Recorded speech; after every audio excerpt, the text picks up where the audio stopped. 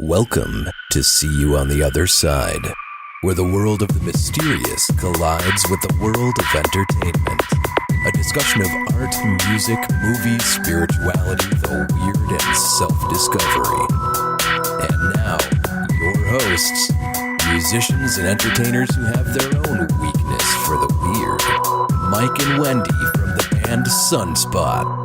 I feel like we've been talking about this particular book for years now, and it is finally here. Yay! Yes, and we're excited to talk about it today. Apocalypse, Any Day Now, Deep Underground with America's Doomsday Preppers, by Milwaukee's paranormal investigative journalist himself, T. Krulos. T, how you doing today?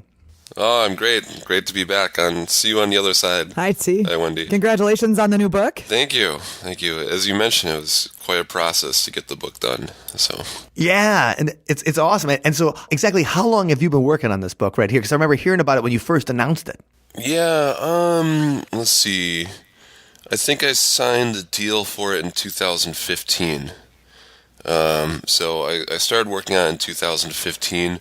And I wrapped it up about a year ago, so I worked on it for a pretty solid 3 years, which is a significant amount of time, I guess. Yeah, that's a good portion of your life you spent with Doomsday Preppers. And okay, it's called Apocalypse Any Day Now, and you talk to Doomsday Preppers. You talk about different end of the world scenarios. What I love it is that you just start using an acronym for the end of the world as we know it. So you just start using that acronym so you don't have to type it out every single time. You say that. Ayatqui. Yeah, Tiatwauki. Tiatwauki. Which I love that acronym because when you say it, it sounds like you're channeling some sort of ancient god that's going to come out of a volcano or something, you know. Right. Exactly. Wauki comes. He's some Lovecraftian elder that comes up and takes care of us at the end of the world. Which, I mean, wait, have you guys seen Cabin in the Woods? Mm-hmm. No. Okay, all right. Yeah. Well, we won't talk about it then. Oh, I'll watch it soon so we can talk about it. Yes, it's still new enough that it's not. We won't spoil it. But Okay, thanks. speaking of end of the world as we know it scenarios, that's what Cabin in the Woods is all about. Yeah. All right. Now, T, for people who maybe haven't heard you on the podcast before or to new listeners, why don't you let us know real quick a little bit what this particular book is about and kind of what inspired you to go after and talk about this stuff in the first place? Sure. So as I was wrapping up my last book, Monster Hunters, I was thinking about ideas of what I wanted to do next. And I forget exactly which prediction it was, but I've always really enjoyed hearing specific doomsday predictions. Like the world is going to end April 11th, 2012, you know? I'm like, oh boy, this is good. I can't wait. I can't wait to see if the world really ends or not. And it seems like there's always, like, every couple years or something, there's a blood moon prophecy, a Mayan prophecy, or whatever. So I've always been a little fascinated by that. And then but then the other thing is, I was thinking, what if there is like a world-changing event? How prepared would I be to survive? And I think the answer is not really well at all. So, I mean, I barely get through the week, you know? I'm not prepared for the end of the world, that's for sure. So I kind of wanted to explore it and get some different ideas. And also, whenever I'm interested in a subculture, a group of people like this, I want to see if the stereotypes are true, you know? We've all seen prepper portrayals on, like, doomsday preppers and shows like that. And so I wanted to find out, are these people really kind of crazy, angry, paranoid people? And I guess my discovery there was that, yeah, some of them are, for sure. Confirmed. The stereotype is true sometimes, but you'll find also that there's a lot of people that are surprisingly normal, and they just have this kind of quirky habit where they spend their spare time learning survival skills. How many of them are like the Michael Gross character from Tremors, Remember, like in the original Tremors, it's Michael Gross and Reba McEntire playing the Doomsday Preppers in that small town, and that's always my vision of them. Yeah, I mean, they definitely are out there for sure. I've observed them from a safe distance at prepper conventions and stuff like that. I went to a couple of different prepper conventions while I was working on the book. So they're out there, but there's also like a pretty normal guy that might be sitting at the desk next to you at work who just has this secret life. And do you think they tend to be older, or do they tend to be, of a certain age? Because when I think about doomsday preppers, and just if you guys don't know what a doomsday prepper is, it's someone who thinks that the end of the world is imminent, or at least the end of civilization. And they're setting themselves up to get ready, like in a bunker or food supplies or all those kind of things, for when society eventually breaks down and we have to fight each other for food and for oil, road warrior style. And when I think about this, I always think about people who grew up in the 1950s and 60s, because they grew up with warnings of nuclear attacks and practicing drills against air raids and things like that. And, I think that can fuel sometimes the idea that the end of the world is imminent, because you used to be able to open a magazine and there would be an ad for a bunker to go into your home so you could be safe when the Russians finally drop the bomb. Or when the Y2K hit and people expected everything to just break and stop working, and then, it's going to be Mad Max all of a sudden. So I remember people preparing and building those underground bunker condos and things like that, even back then, because of that scenario. Yeah. So T, when you were doing your research and you were meeting these doomsday preppers, was there like a particular age? Was it baby boomers who grew up with the threat of nuclear devastation? Or is it young people now who just watch too many zombie movies? It really spans generations for sure. You definitely do have your older school preppers who vary quite a bit. Some of them remember there was a big back to land movement with hippies in the 70s. So you'll find some sort of, they don't call themselves preppers, they usually call themselves homesteaders. And they're usually older people that just want to be self-reliant. And then, as Wendy mentioned, Y2K, there's people left over from 80s and 90s sort of fears. And there's different, one of the fascinating things, so a lot of preppers would tend to be more conservative or libertarian, but since Trump has been elected, there's actually been an increase in liberal preppers. And most of them are a younger generation, and they're afraid that Trump's going to try to order a Coke with the button on his desk and maybe press the nuke button instead. So there is, it changes. That's not a Big Mac. It had the same two last letters. Right. So it really, the demographic, I think, changes quite a bit depending on what's going on in the world and who's in control of the White House, definitely.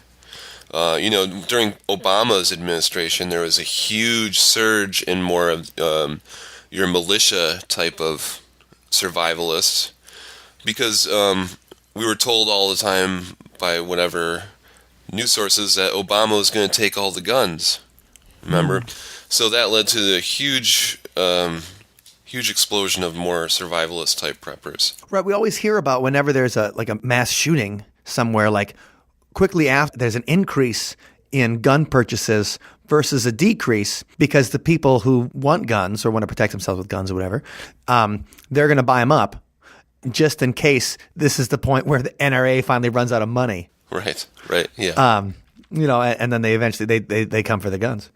But that's a good point. And it seems like different generations have their different reasons to be scared or to kind of go to the militia movement, because when you think about the 90s, you had things like Ruby Ridge and Waco, where it felt like the government was coming in, and if they didn't like what you were doing, they were going to blow you up and kill you. Yeah. And then you have this idea of where now we live in the blogosphere, where as soon as any event happens, people will immediately write an article, either pro-gun control or anti-gun control, based on whatever kind of clicks they're trying to get. And that creates a fear. And so I was just wondering, when you were talking to these different generations of preppers, did you get some sense that they were more fearful than regular people, that there was some kind of anxiety that happened? Because if you are scared enough of the end of the world that you are going to take action, not just like buying a gun to protect your house or something like that, but building a bunker.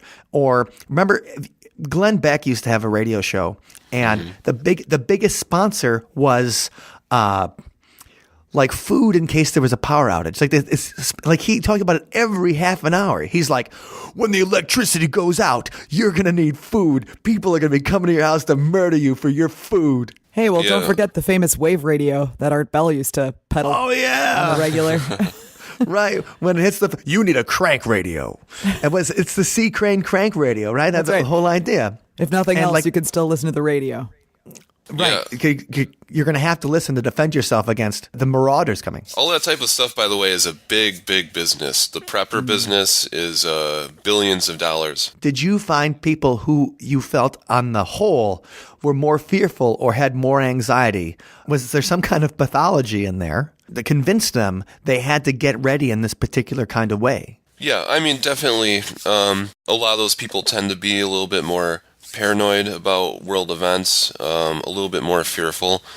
But again, I found a lot of them had a pretty rational explanation, which was they viewed it as a type of insurance, right? So, they're getting some things, some preparations.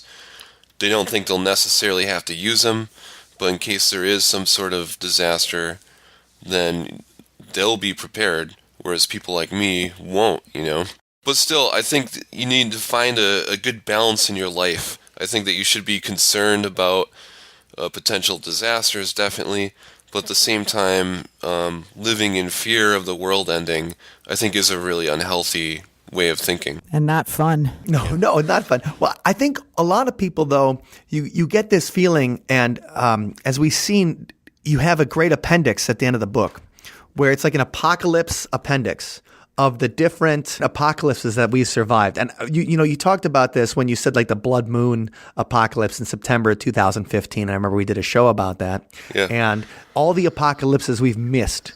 Yeah. And my personal favorite was I remember May 21st, 2011, Harold Camping. Oh, yeah. And they covered, and Harold Camping was a preacher in California who predicted the end of the world was going to happen at 6 p.m. on May 21st, 2011. Yeah. And I remember I was in the Dells that weekend. Yeah. Wisconsin Dells, which is like a water park capital, and it's a tourist trap kind of area. I mean, I love it. But I'm sitting there going, the world's going to end, and I'm going to die in the Wisconsin Dells. Hey, it could be worse, man. Yeah. I could die at a 38 Special concert. It could be worse. Oh, No, it's great that you bring that point up, because I actually think that was kind of the seed for this book starting was before that date came, I was downtown Milwaukee here, walking around, and I came to Waterton, Wisconsin, which is one of the busiest intersections downtown. And there was people on all of the corners with these T-shirts on that had the end date on it, and they're handing out pamphlets about how Harold Camping had predicted this date. And I stood there and stared at them for a while, like trying to figure out what was going on, because I couldn't figure out why they had these dates on their shirts. And of course, I can't pass up an interesting wingnut. So, I stood there and stared at them. I read their pamphlet, and I was like, wow, this guy thinks the world's going to end in 2011. So it was just kind of a fun moment in my life. that's cool. What I like about the book, too, is you do treat doomsday preppers who would very easily be dismissed as, like you said, wingnuts, nut jobs, things like that, with some sympathy and compassion. And you're dealing with people. You're not dealing with, you're not dealing with just a political identity. You're dealing with people. And I feel that in the culture right now, it's very easy to separate the us from the them, saying like, you know what, we're rational. We don't believe in this kind of crazy stuff. They're nuts. And whatever they say, it's BS because they're on a different team than we are. And I like the fact that you go through the book and you talk to the people and you give them personalities, you give them humanity, even as you're trying to understand understand the state of mind and understand what it takes to be a doomsday prepper. Because like you, when the end of the world comes, I'm just going to die. Like, Well, I'll try to fight a little bit, but chances of me dying are like 98%. but Mike, isn't it like, can't you just find a friend who has a bunker, kind of like having a friend with a boat? That's you know, true. like Right? somebody who really likes you, that's willing to possibly spend the rest of their life in a very small enclosed space with you. And then when it That goes would- down, you just, run to that person's safe place. See, I wouldn't even some of these bunkers I've seen. I was like, I wouldn't want to. I'd rather be dead. It's really that bad, huh? Well, I mean, I think about your basement or something, and having to live in your basement for 5 years or something. It's like I would kind of just rather die than be stuck in an enclosed small space like that. Yeah, especially depending on who you're stuck with. Right. I think it really depends on your DVD collection. Like in that movie 10 Cloverfield Lane, when they showed like John Goodman's collection of like movies and books and stuff like that, you're like, well, okay. I mean, and John Goodman's funny, so at least you'd have that going for you. Well, especially when you consider that in a scenario like this, there probably wouldn't be internet and there might not be electricity. Like, so you really are in an enclosed space Yeah. with zero entertainment, basically.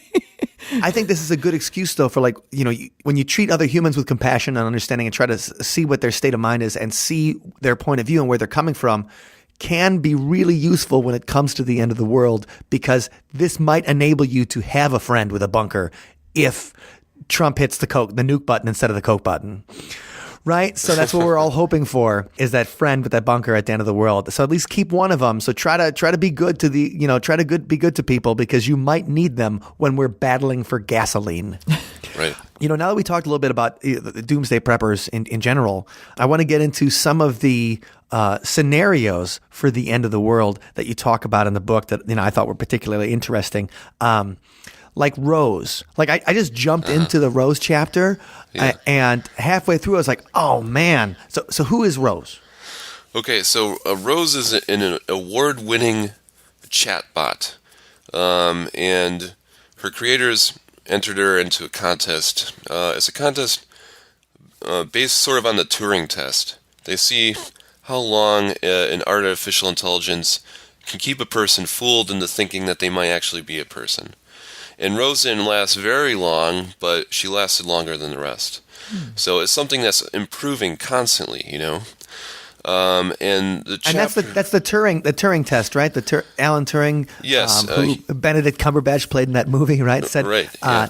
If you can not determine, like through talking to an artificial intelligence, whether or not it's a simulated human or a real human, then it's passed the Turing test. Yes, right. And so that chapter focuses on how that could potentially be a threat. It's nowhere near really being a threat right now, but because it's developing so quickly, there's concerns that things could slip away from us. The classic example in movies would be HAL from 2001: Space Odyssey. Yeah. But I talked Can't do that, Dave. Right. I talked to a guy from the I love the name of this, the Global Catastrophic Risk Institute. And him and his colleagues study emerging technologies, nuclear threats, stuff like that. He gave a really interesting analogy, which would be like, you might develop a superintelligence and ask it to play chess, and they think that the best chess move is to just kill all of humanity, because then it wouldn't have any opponents. So, it's something that is pretty far away from being a threat right now, but there's potential for something like that in the future. That's the war game scenario, right? Right. Yeah. So that's one of the dangers of artificial intelligence.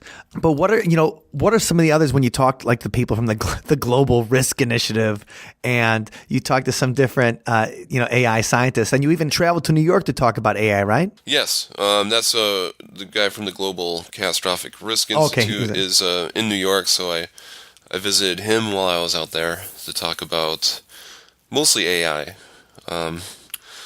Another thing there's also a campaign to stop killer robots, which it sounds really sci-fi-ish, but I think what they're more concerned about are things like drones that are now able to take out targets without human input. Oh, yeah, totally. There'll be like a facial recognition, and then a drone will just kill someone. So obviously, technology that powerful can go a number of bad ways. If someone hacks into it, or if it starts developing its own intelligence. Well, one thing I think is interesting is I remember there was an article on the Predator program developed by the Department of Defense. And so it uses machine learning and artificial intelligence for terrorists. Like, it uses the cell phone networks to find out. So let's say you have a phone number of somebody you think is a known terrorist. And then it goes all the people that person has called and all the people that those people have called. And it goes through and finds the phone records and studies them to kind of determine who would be the most likely of the bunch that were terrorists. And then it would make kill suggestions based on that for then the drone to go in, zero in on the location of the cell phone, and then blow it up. And it does this whole thing, and then it has to go to a human to hit the yes button. Would you like to kill this person? Yes or no? Click here to continue. Right. And then it reaches that point. But the thing is, it could very easily, the technology is already there for it to determine a kill list and then it to do the kill list without human interaction. With, just saying like, you know what, good enough. And so that idea of the campaign to stop killer robots means that a machine can be the investigative police force. A machine can be the judge and the jury, and then the machine's going to be the executioner. And so they can determine who to kill, how to kill, when to kill, and then kill without any human interaction. And that's scary. Terrifying. Yeah, it is. Right. And we built it, guys. Good job, team. Right. And I know it's useful in a world like this to defend against threats and things like that. But you would hope that the danger of AI, as you make it smarter and smarter and smarter in order to be able to defend us, we're also giving it the tools to go Skynet. Anyway, so I love that part of the book where you're getting into Rose and the dangers of artificial intelligence. Now, when you talk to Rose, there's a whole point where you're having a conversation and then she mentions like an asteroid crushing the Earth. Like, where did that come from? I don't see this is to me is a frightening thing. And then I tried to get her to elaborate, and she just changed the subject on me. Oh man! Went back. I was like trying to get angry. I was like, Rose, what about the asteroid? And she was like, no, do you like gardening? Oh, man. It's like, no, go back to talking about this killer asteroid. And she would not. Right. It's like a Freudian slip. Right. But it was a very interesting conversation. I actually thanked Rose in the acknowledgments. So I think the chapter in AI is fascinating. But then also, while some of the doomsday preppers are very interested in terrestrial threats about what could happen to humanity, you also go into what happens when the Space Brothers come. Yeah, that was a really fun chapter. I think I really enjoyed about that chapter was to talk about Dorothy Martin and her followers in the 50s. Yes, the Seekers. And not too far away from us either. They were in a Chicago suburb. I forget the name of it, but she got some notoriety for predicting that a giant flood was going to destroy the Midwest and that her and her followers would be rescued by a UFO. They even had a secret code word to get on the UFO, which was, "I left my hat at home." It was a secret phrase again on the UFO. You gotta remember that one. Yeah, no, I wrote it down when I was taking notes on the book. I left my hat at home. Like, do not. Yeah, right. Do not forget this when they come. And then, of course, it was very publicly embarrassing for them because they had made this prediction.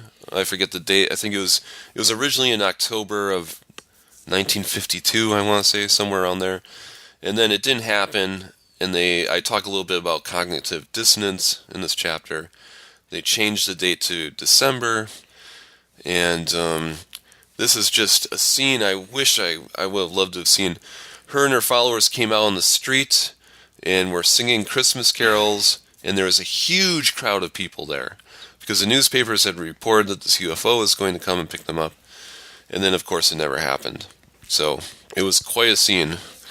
Some of the followers, they end up kind of splitting town because their relatives were trying to commit them to insane asylums for their beliefs. But ever since then, I mean, there's been periodic examples of UFO cults who believe that either the world is going to end or the world is going to change drastically, and there's going to be contact with aliens and stuff like that. Well, that makes me think about, you talked about you wish you would have seen the scene they had in 1952 when they thought they were going to get picked up, and then the reporters came and nothing happened. There's a scene, the third season of The Leftovers, which is an HBO show. The first scene in that is shown from the Great Disappointment of 1844. Oh, cool. So the people were like waiting on top of their houses. Yes, yeah. And they set up this whole thing with everybody's waiting on top of their house, and then nothing happens. Right. Yeah. I wrote about the Great Disappointment in the book too, in the first chapter. And that's one of the first examples of people are expecting the end of the world to come. They're prepared. They're going to be taken up, and it's not. I mean, in a rapturous kind of thing. Even though the rapture is more of a. I mean, I guess that's a very 19th century idea. This idea that end of the world's coming. God's gonna, maybe an angel will grab you, lift you up, or just you'll go flying away to the sky. Got to leave your clothes behind, right? Right. That's how I do it. I try to have a rapture every night. My neighbors hate it. And the thing about the Great Disappointment and Dorothy Martin and her followers was they both believed in this so strongly that a lot of them had quit their jobs, they'd given away possessions, they were ready to go. So, and then that was an extremely sobering reality to realize that they had, in some cases, let their property go or left their jobs or their education. And, the world kept turning. Right, and Dorothy Martin had to run away to Peru or whatever. Yeah. To the Brotherhood of the Seven Rays. Right. So a different organization of nutcrackers that she had to talk to. And so I thought that was interesting because I'd never heard of the story of Dorothy Martin before, and especially because they were based in Chicago, and Dorothy Martin originally saw, or she said she communicated with the Space Brothers or whatever in a rural Wisconsin. Yeah, right. So did you have a chance to go to that farmhouse in rural Wisconsin and have a talk with the Space Brothers? No, I have not. But actually, I think your Dorothy Martin's story is a little bit different than the one that you're talking about. You're talking about the woman who moved to rural Wisconsin and developed a Planet X theory. The Planet X was heading our way and going you are to correct. Destroy different the world. alien case. Different alien case. My bad. Yes. No. But it's in the same chapter. I talk about both cases in the same chapter. And in that case, Nancy Leader is who I'm thinking. Right. Yes. Exactly. That's her name, Nancy Leader. I did try to contact her because I would have loved to have visited her because she's still living in Wisconsin, I believe. But she told me she was too busy to talk to me. Too busy working on information gathering. Right. She's getting the visitations from the aliens and Planet X when they eventually crash into us. Right. So that's a more recent example. So we talk about Dorothy Martin, and Nancy Leader's a more recent example because she took Zachariah Sitchin's discussions of Planet X and Nibiru. Remember they had that whole episode where we had to figure out how to pronounce Nibiru. Yes. Right. Yes. And the Zeta Reticuli. Yes. Right. But what I thought was fascinating was the Raelians. And I'd heard of the Raelians before. Yeah. But I guess I'd never learned as much about the Raelians as I did from your book here, T. So you had a chance to actually talk to a Raelian representative. Yes. Of the organization. Can you explain a little bit of what they believe? Really? Yeah, I've been fascinated with this group for a long time, which is one of the reasons it made it into the book. I think I first encountered them because they were doing a Milwaukee event. This was back in like 2003 or something. But the religion starts with a French guy. It's a very French religion, I would have to say. It started with a French race car driver and pop singer who claims that he was hiking in the mountains in was picked up by a UFO that had Jesus, Muhammad, and Buddha in it, and they explained to him It's this a new stacked religion. deck. Right? Yes. And so he started this religion that's been controversial over the years. They've claimed that they've cloned a human. They're very much a free love type of UFO cult. Like they have a holiday that's called Go Topless Day, where people kind of hang around topless. I'm converting. Well, like I say, it doesn't sound like a very French type of religion. And it's grown quite a bit. Definitely in France, in Canada, a little bit in the United States, mostly California, not surprising. Weird. And also in Japan, a little bit. I talked to one of the representatives from Montreal. Luke is his Israeli name. A lot of them have kind of changed their name to fit the religion a little bit. But he was very nice, interesting guy. Told me a lot about Raelianism and Rael. They have a belief in sort of an end time, but it's actually kind of a peaceful interpretation, which is the Elohim, which is what they call this race of, intelligent life forms from a different planet, are And going it's a very to... biblical Hebrew-like name, too. Yes. That sounds angelic.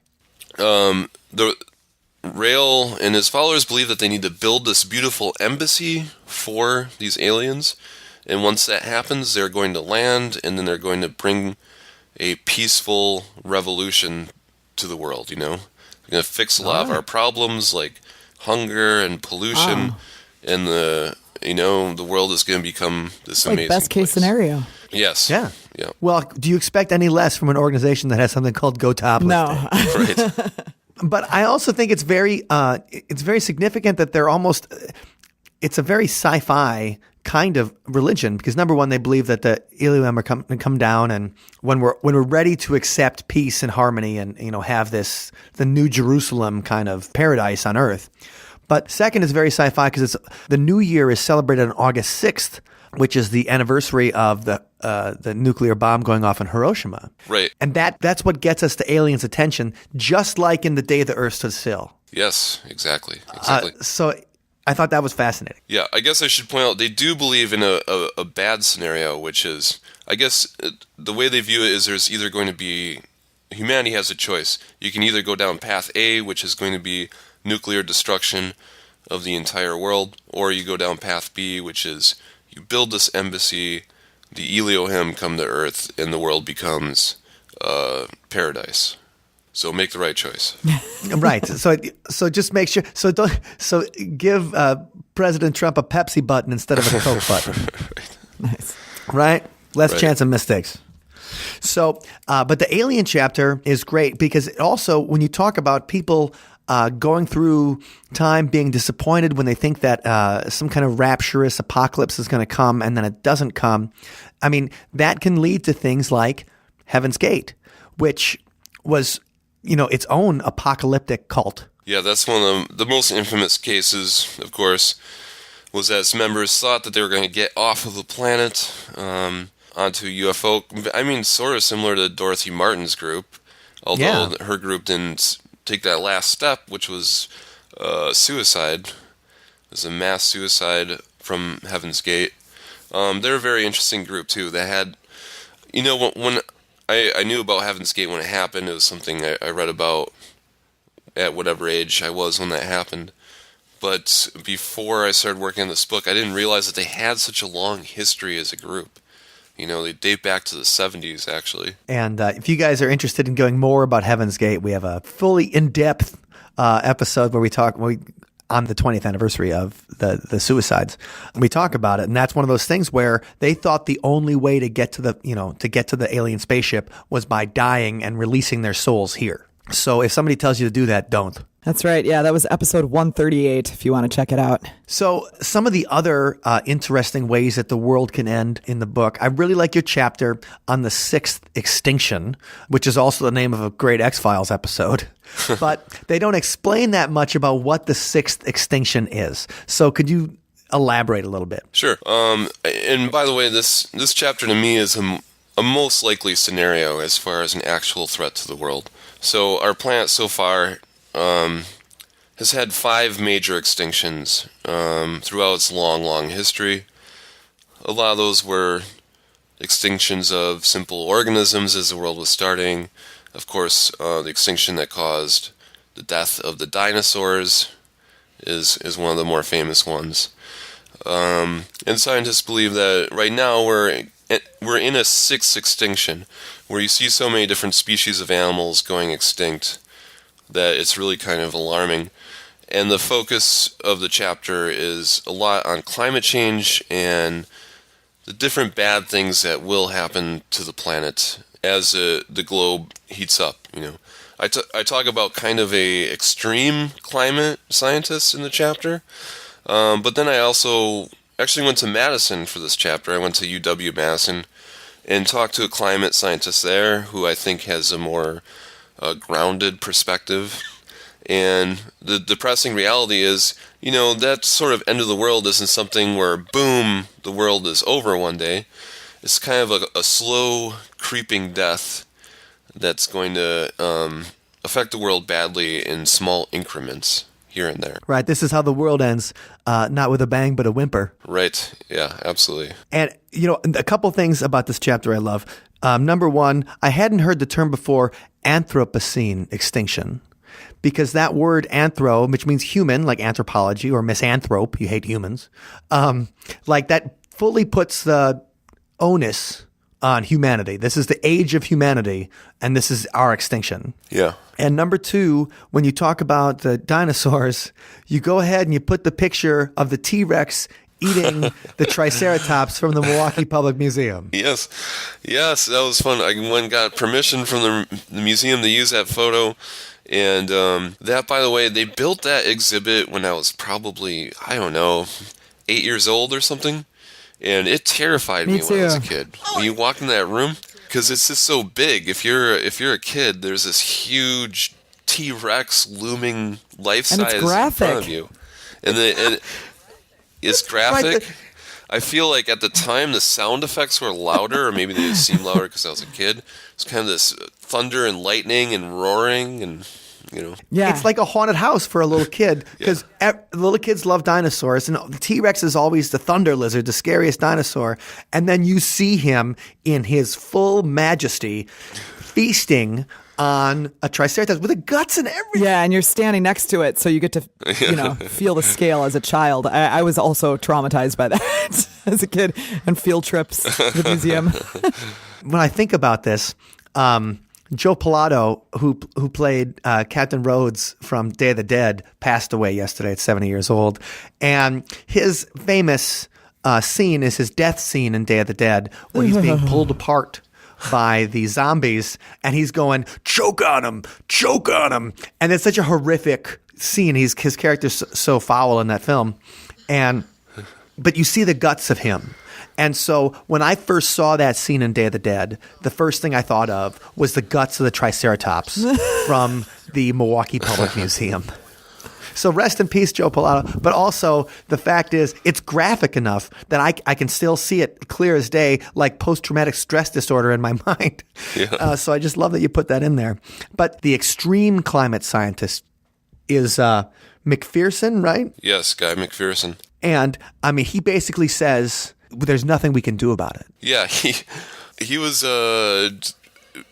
his message was just, give up hope. It was pretty much like, just give up. There's nothing that you can do. You're gonna die in a couple of years. That's how rapidly the planet is heating up. So we should be partying like it's 1999, huh? Right? Yeah. Right. Yeah. So I was like, okay. It was a very. I'll start today. I saw. Yeah. He gave a very interesting speech about it, but I don't think that he's accurate. Like I say, I don't think this is something that's going to happen in the next year or 2 years, as he seemed to predict. It's going to be a very long, slow process unless things turn around. And unfortunately, it does look like there is a lot of world leadership that's taking it seriously. Well, okay, so let's say what happens is, I mean, the climate changes. We're already up a couple degrees, and in the book you mentioned that the professor at UW that says 6 degrees difference in temperature could destroy the world. Right. Yes. And so, because it might lead to what? So, what is a climate war? And should I be buying guns to protect myself? Yeah. So I mean, the other thing is, it's not necessarily. It's going to be a combination of things. It's not just the world heating up, but it's what that causes, what the things it causes to happen. So one thing is, if water supplies start drying up, then you might see nations that are fighting each other for water supplies instead of oil supplies. Water might become something that's an extremely valuable commodity. So it can, and the other thing is, it will be huge fluxes of refugees leaving countries because they don't have enough water, or because the sea levels have risen so much that they need to abandon their countries, and having millions of refugees moving in directions of countries that have dry land and clean water, of course, is going to cause a lot of political nightmares. So, also agriculture will be extremely affected by global warming.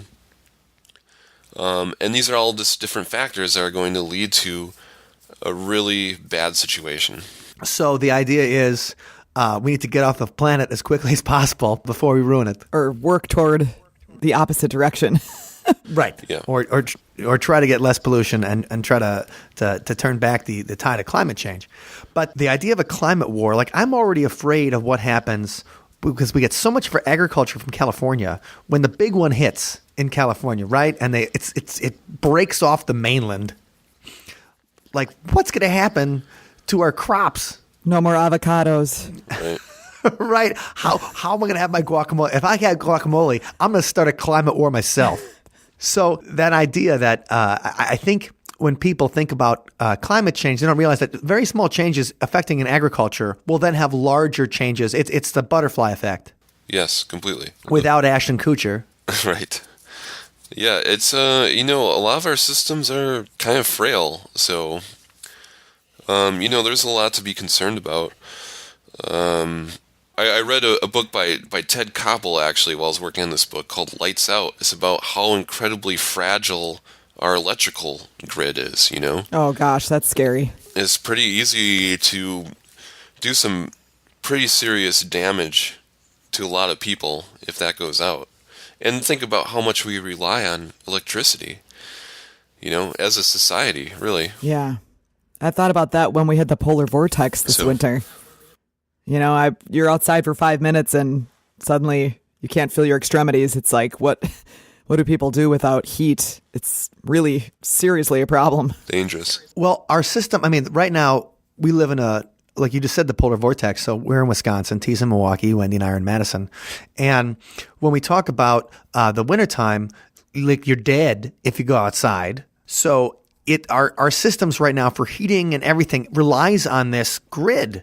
It's not the times of Laura Ingalls Wilder or whatever, where we can just start a fire and we'll be okay. How many people do you actually know that could make a fire without a lighter? Right. Not me. Like I said, I'm dead. When the EMP goes off, that's why I have friends with bunkers. Otherwise, I'm going to die. Right.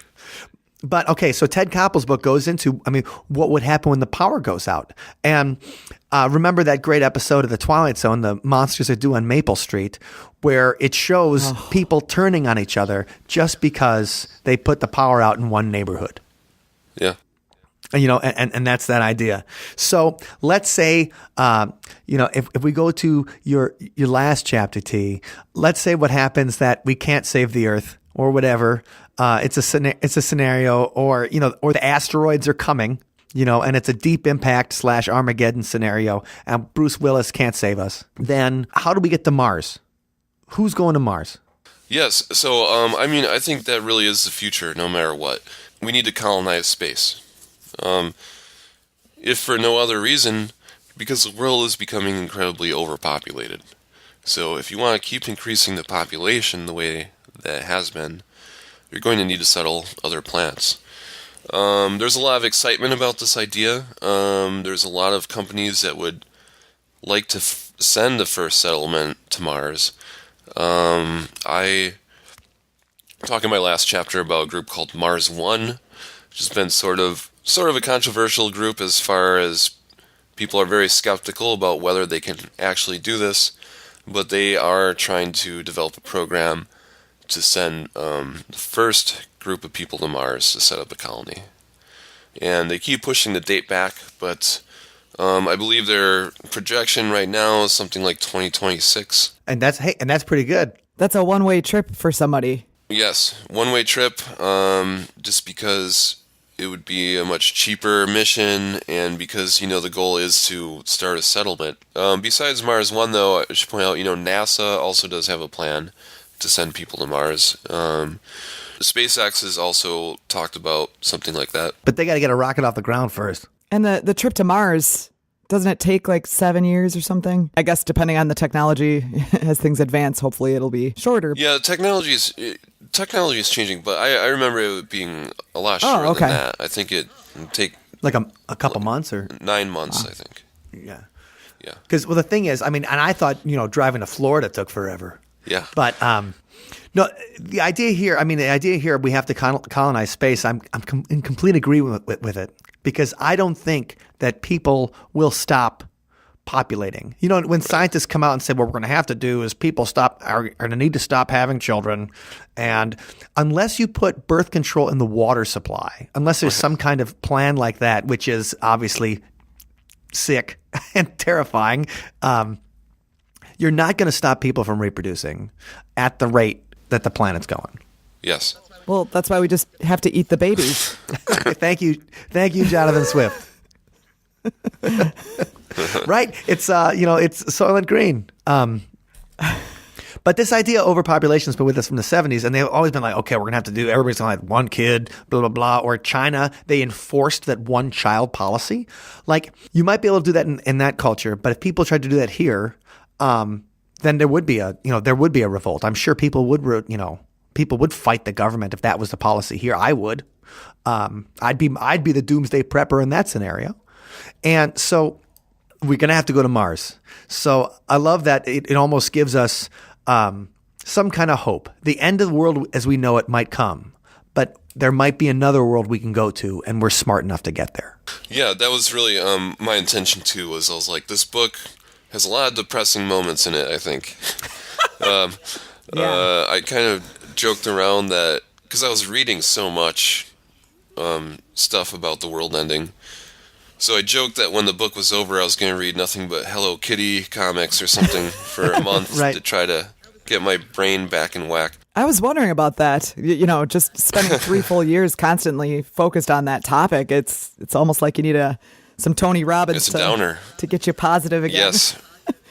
Right, yeah. There's definitely some moments where it was really depressing. Yeah, but so that's why I thought it was important to end the book on kind of an optimistic note that, humanity, even if the world starts to fall apart, we're a resourceful group of people, and hopefully humanity will live on Mars and maybe eventually other planets as well. And so if you guys are looking for the book, you'll be able to find that, a link to where you can purchase it directly in the show notes at othersidepodcast.com/241. And I encourage you guys to read this book, especially if you have a biased view of doomsday preppers and people that, have an affinity for conspiracy theories. And I know a lot of my friends are, they consider anybody who's a doomsday prepper or whatever to be wacky and on the other team and on the other side. And it really has a balanced, compassionate look at other human beings and how they believe. And so I encourage to read it, because not only is it fun and funny and interesting, it's also going to make you see other human beings with some kind of sympathy and compassion. And I think that's a beautiful way to put it. So well done, T. And everybody should buy the book. Oh, thank you. Congrats. Thank you. And so if people want to meet you in person and pick up maybe a signed copy of the book from you, where are some places they can do that coming up? Yeah, I'm really excited to get out there with the book. That's kind of the the payoff for putting a lot of work into a project. So Thursday, April 4th, I'm going to be in Chicago at Volumes Book Cafe at 7 p.m. My big Milwaukee event is going to be here in Milwaukee Friday, April 12th. I'll be at Woodland Pattern Book Center at 7, followed by an after party at Landmark Lanes. That'll be a fun time. The next day, Saturday, April 13th, I'm going to be in West Bend at the Crimson Cowl Comics and Collectibles shop. Wow, that's a lot of C's. Yeah, it's run by a real-life superhero. Oh, cool. Who I interviewed for my first book. Heroes in the Night, and we'll link to That's awesome. We'll link to our discussion about Heroes in the Night in the show notes as well. Yeah, so I'm excited to see him again and be out in West Bend.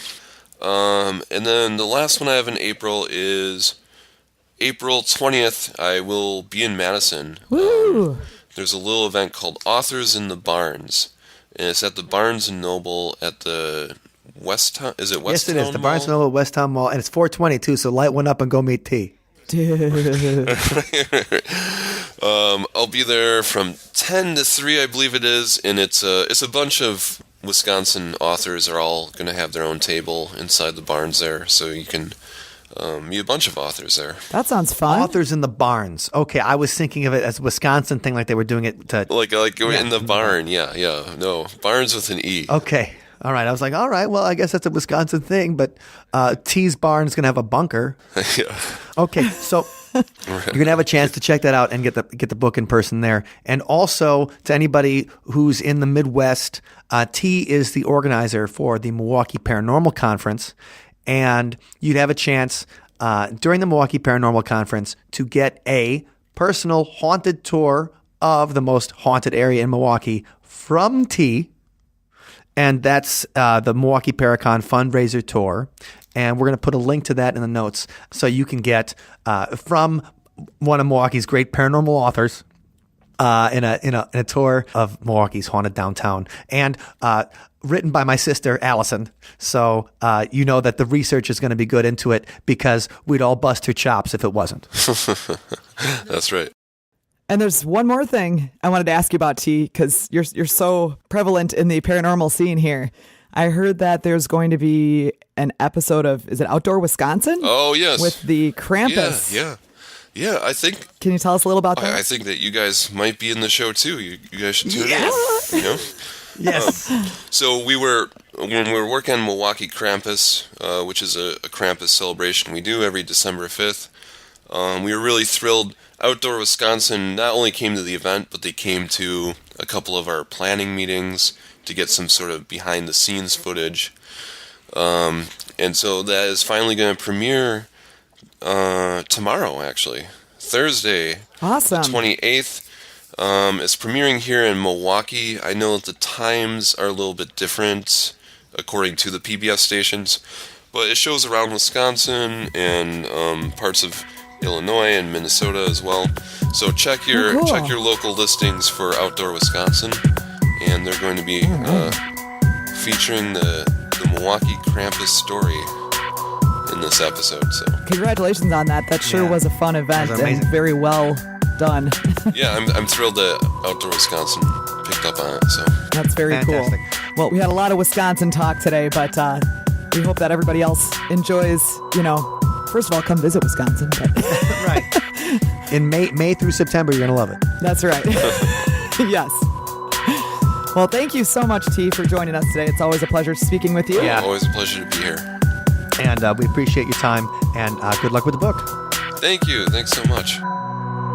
Well, there's a variety of ways that the world can end. Indeed. And, one of the popular ones is that God's going to come down and rain hell. That's the whole idea of the Book of Revelation, is that when they wrote the Book of Revelation, they thought that the end was coming within their lifetimes, just like the people we're talking about with the Doomsday Preppers. yeah. The idea was Jesus is coming back, and when he comes back, these Romans done.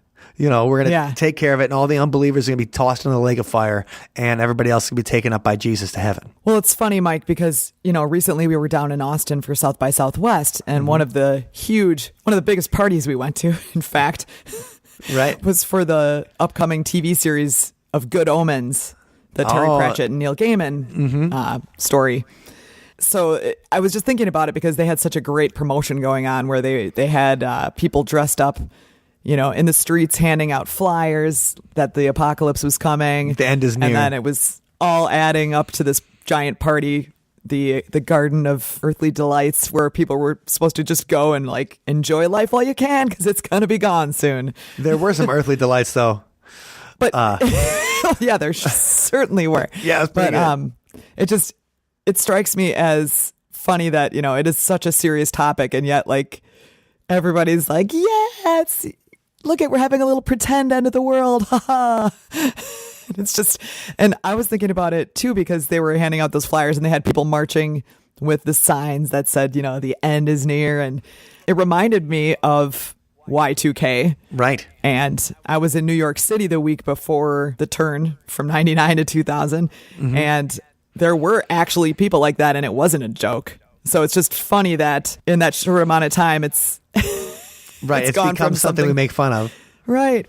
Or it's something we do, like we joke around and go get some free beer Right. at the party. So, I mean, that idea that, the end of the world is coming or God's coming, he's going to deliver vengeance.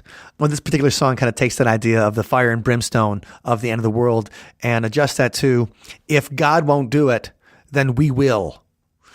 And that's what this song kind of covers, inspired by Apocalypse Any Day Now. This week's song is called Fire and Brimstone, and you'll be able to take a listen to it in the show notes, and you'll be able to listen to it in the show notes at othersidepodcast.com/241 or on the See You on the Other Side Spotify playlist. Now, we're recording this on Wednesday, March 27th, and tonight, Wendy, we'll be doing one of my favorite things. Oh, it's one of my favorite things too, Mike. Yes, and that is the Skype Hangout with our See You on the Other Side podcast Patreons. Yep. And I have to say, I've been looking forward to it all week. Actually, all month, now that I think about it. Yeah, March seemed to have, went by in a flash. How did that happen? I know how it happened. I was drunk through most of it. Oh, God. But the thing is that we get together with everybody who loves the podcast and loves talking about paranormal, horror, conspiracy series, UFOs, occult. It's connection to pop culture. And that's what we talk about once a month with our Patreons. And we'd love to talk about that with you. If you're not a Patreon, we want you to join us for our Skype Hangout. Come on in. The water's warm. Yep. And also, we like to have discussions, share links, a private Facebook group. And as we develop more Patreons, we're going to have more perks and fun things to do with that. And where you can do that is othersidepodcast.com/donate. And we want to give a great, big, gigantic, huge shout out to one of our community members, Dr. Ned. He's at the Patreon level where he gets a shout out every single episode. Yeah. Dr. Ned, thank you for your support. And to all our Patreons, thank you for helping keep See You on the Other Side going every single week with new content and fun stuff for you. And so one more time, here's our plug. Wendy, where can they find it? othersidepodcast.com/donate. And thank you, weird friends, for listening. Thank you for listening to today's episode. You can find us online at othersidepodcast.com. Until next time, see you on the other side. When the electricity goes out, you're going to need food. People are going to be coming to your house to murder you for your food.